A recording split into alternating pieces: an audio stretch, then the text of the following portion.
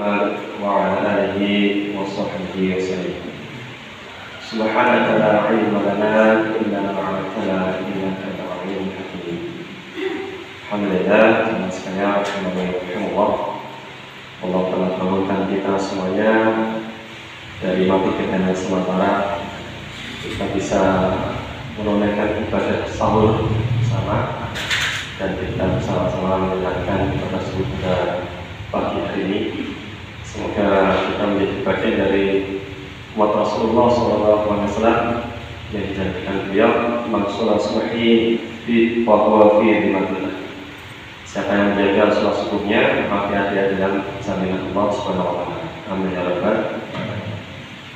Tak lupa salawat dan salam semoga selalu timbah kepada Nabi Muhammad sallallahu alaihi wasallam beserta para keluarganya, para sahabatnya dan yang kita muliakan. Bapak Ibu sekalian, di jamaahnya semakin meningkat. Ini kalian nyari ini berarti jamaah di mana-mana ketika Ramadan awal-awal sudah lewat ini saf bapak-bapak meningkat maju dari 4 maju ke depan. Ibu juga yang tadinya sampai ke depan 3-4 saf sekarang 2 saf. Nah, jamaah sekalian, Ramadan menikah bukan 11 hari tapi 30 hari atau 29 hari. Jadi kalau kita sudah masuk pada tanggal 11 atau 10, ini kita masih perjalanannya masih 2/3 lagi, belum selesai. Tapi kesananya menuju ke akhirnya balasan dari Allah semakin besar. Maka kita jaga jangan sampai kemudian ikut yang kejar-kejar nih. Biar apa? Biar kita dapat keutamaannya besar. Bapak Ibu sekalian, rahimani wa rahimakumullah, pada pagi hari ini kita akan sedikit bahas tentang istiqomah. Istiqomah mereka apa ya Bapak Ibu? Istiqomah mereka apa? Nawatan Ibu yang akan asmantun Ibu istiqomah. Istiqomah mereka tahu dulu. Istiqomah mereka Bapak Ibu, sarana gambar Ibu. Istiqomah mereka lurus, macet, tidak belok-belok, tidak surut, ya, ritme ibadahnya terjaga, imannya terjaga. Kita tadi bersama-sama mendengarkan bacaan surat Fussilat ayat ke-30.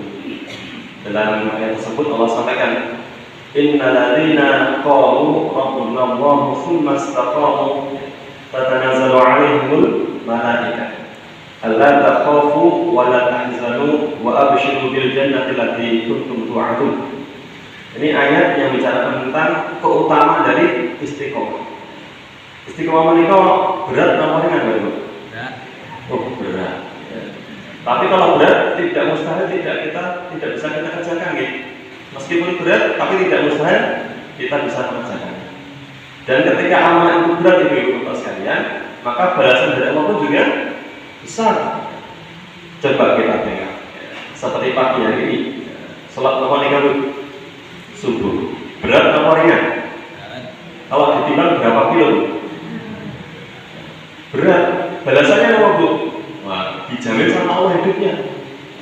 Jadi kalau orang-orang itu diberikan perintah berupa perintah yang berat, Allah itu tidak kemudian yang sekedar merintah tanpa memberikan balasannya sebanding.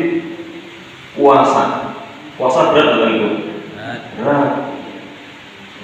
Di kereta saja sampai-sampai ada orang tuh nggak bisa ngomong, mending aku mati bahaya. Padahal cuma 1 jam. Tapi kalau puasa bisa tuh dari pagi sampai sore nggak ngomong. Kita juga ketika mau Ramadan, kalau nggak kemudian kok rasanya ada yang ada di mulut kita. Tapi ketika Ramadan, apa yang memilih? Gimana Bu? Nah, ketika kemudian kita bicara Ramadan yang berat ini dengan segala konsekuensinya, ya, maka balasan Allah juga besar. Jika dikerjakan karena iman, hanya mengakui Allah, balasan dari Allah, balasannya dosa-dosa kita yang lalu diampuni. Tarawih juga berat. Pun wayangnya akan mirip oleh berita mawon Ibu. Pun keisi sego, ya Pak ya. Udah keisi nasi, kudu ngadeg sholat tarawih. Pun kalian anak imamnya jamaah nggih makruh. Tapi dikerjakan karena ini iman. Ini adalah perintah Allah ya, dan hanya mengharap balasan dari Allah. Balasannya juga sama ya. Akan diampuni dosa-dosanya yang telah lalu. Kalau orang bisa sholat isya berjamaah dan subuh berjamaah, balasannya apa itu? Bapak sekalian, sebagaimana dia akan dapatkan pahala sholat semalam full ya. Jadi bapak sekalian, Allah malaikat kalau memberikan perintah kepada kita sholat amal ibadah, balasannya juga besar. Jangan khawatir. Jadi kita jangan berpikiran istiqomah abad, ya istiqomah abad, saya dapat istirahat. Balasannya nopo, kita bisa melihat dalam ayat ini. Innal ladzina qalu, sesungguhnya orang-orang yang mengatakan Rabbuna Allah, Tuhan kami adalah Allah, summa istaqamu, dan dia menapaki perintahnya dengan istiqomah, dengan sungguh-sungguh, dengan ajak menjaga, tidak belak-belok, tidak belak-belak. Maka apa? Tatanazzalu 'alaihimul malaikat, akan diturunkan kepada mereka para malaikat untuk menyampaikan apa? Alla takhafu wa la tahzanu. Di ujung usianya orang ini akan kemudian didatangi para malaikat, dan malaikat menyampaikan kepada dia, alla takhafu. Jangan kamu ibu sekalian takut dengan apa? Masa depanmu. Masa depanmu itu sudah disiapkan oleh Allah berupa surga. Wa la tahzanu, dan jangan engkau bersedih hati. Dengan apa? Dengan apa yang kau tinggalkan, berupa keluarga, urusan dunia, utang-piutang, sudah Allah jamin. Yang dibutuhkan pada siapa sekalian? Dibutuhkan untuk orang-orang yang istiqomah. Tadi kalau orang sekalian, kita semua nih, kita menjadi istiqomah, kita ini berarti sayang dengan diri kita dan sayang dengan keluarga kita. Tidak hanya kita itu mengajarkan atau memberikan keteladanan berupa amal soleh yang terjaga, tapi juga kita ini apa? Memberikan kepada Allah ya, kepada Allah berupa apa? Ya, anak-anak kita, keluarga kita berikan kepada Allah untuk kemudian diurusi. Tapi kalau nggak istiqomah, Bu sekalian, ya, tidak ada yang tahu akhirnya.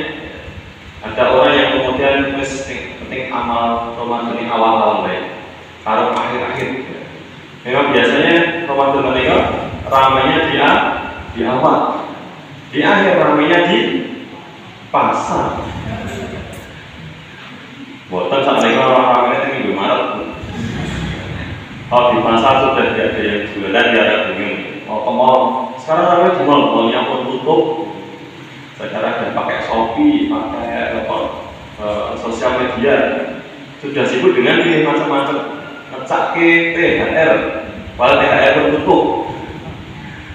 Nah, ibu sekalian rahimahullah, kita melihat dari sekalian tentang istiqomah hari ya adalah apa-apa yang sudah kita lakukan selama ini kita jaga dengan surga. Dan ini menjadikan Allah itu cinta pada kita. Rasulullah SAW menyampaikan kepada kita, "Aku amal ilallah Taala adalah taqwa." Amal yang lebih dicintai oleh Allah Taala adalah amal yang dilakukan secara terus-menerus. Meskipun sedikit, meskipun kecil. Jadi Allah itu senang kalau kemudian ada jamaah yang sebut terus. Jangan sebutnya ketika pas butuh, ya.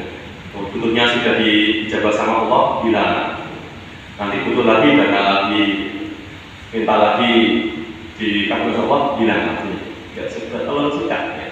Dan itu pun juga sudah bagus, ya, karena tetap datangnya kepada Allah. Karena ada orang yang tidak merasa butuh sama Allah, gimana kalau itu? Ada orang yang tidak butuh sama Allah, merasa nggak butuh sehingga apa? Nggak sholat, ya, nggak puasa. Saya beberapa waktu yang lalu pagi jam 10 gitu dari arah utara Pasar Asem gitu, dan pemuda taman dari arah Pasar Asem utara.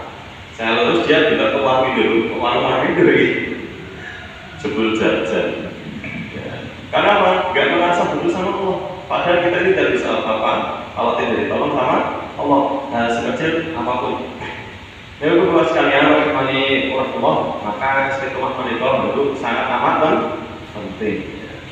Dan semua tidak bisa kita kerjakan berupa istiqomah ini, ya, kecuali yang pertama.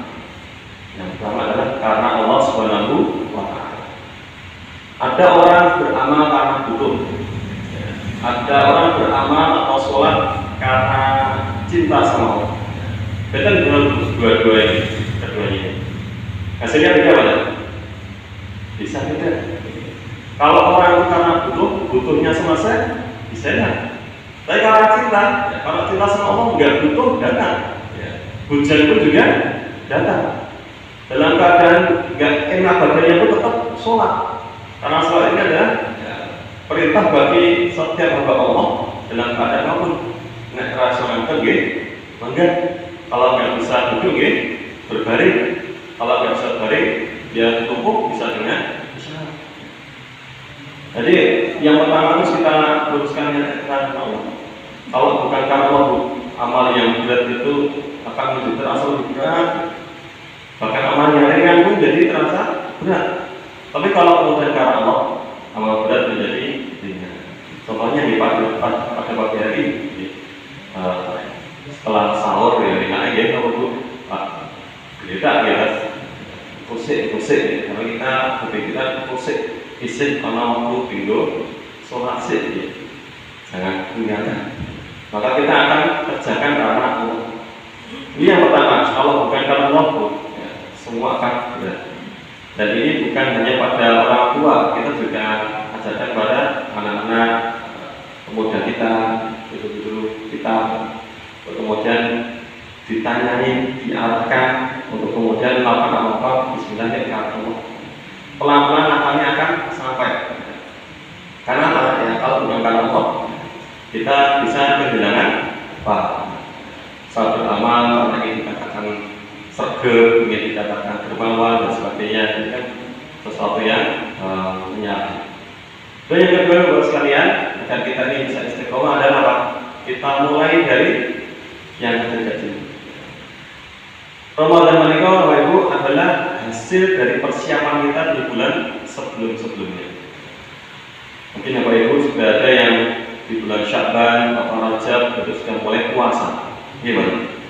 Ada yang sudah mulai membaca Al-Quran, sudah terbiasa. Maka apa? Itu sudah dibiasakan. Ramadan menikah sebetulnya bukan waktunya kita santai-santai. Ibarat kita ini perlombaan Ibu Bapak. Kita masuk Ramadan pun start. Kita sudah kemudian melakukan perlombaan dan namanya perlombaan tidak mungkin sampai. Kenapa? Karena apa? Ramadan menikah untuk Allah itu membagikan kasih sayangnya yang luar biasa. Barokahnya dicurahkan kepada banyak. Bagi siapa yang mau. Kalau dia mau ambil banyak, dia usaha banyak, diberikan banyak. Kalau usahanya dikit seperti maka Ramadan menikah bukan waktunya santai, tapi kita perlu strategi dalam beramal. Kalau kemudian kita itu mau mengabdikan satu hari satu juz, wah aku nak satu juz langsung ampun, wingi isom saat ini bosan, gimana tuh? Pun capek. Nah kita bisa tata. Ya. Satu juz menikah berapa halaman Bu? Pak? Berapa lembar? 10 lembar. Ya, 10 lembar berarti berapa halaman? 20 halaman. Sholat kita ada berapa waktu? 5 waktu.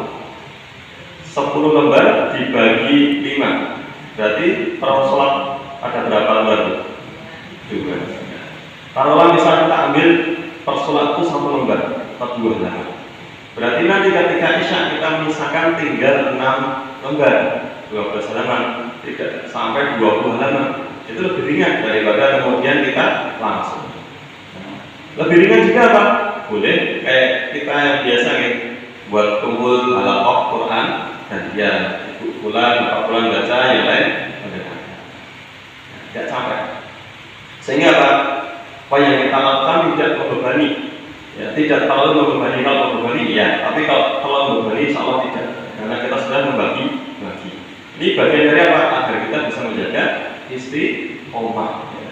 Tidak kemudian memaksakan diri untuk kemudian melakukan suatu amalan yang tidak mampu untuk dikerjakan. Nah kita juga bisa mengukur, kita bisa mengukur. Wah, aku mampu nggak? Kalau mampu, gas. Kalau enggak ya ala-ala sih. Biar apa? Ramadan bukan hanya di awal, Ramadan itu sampai akhir, dan amal satu seterusnya sampai akhir hayat. Ini yang kedua. Yang ketiga, pilih teman. Kita itu sangat tergantung dengan lingkungan kita. Almar'u ala dini khalil. Falyanzur ahadukum man yukhalil. Rasulullah menghentikan seseorang itu mengikuti agama teman dekatnya.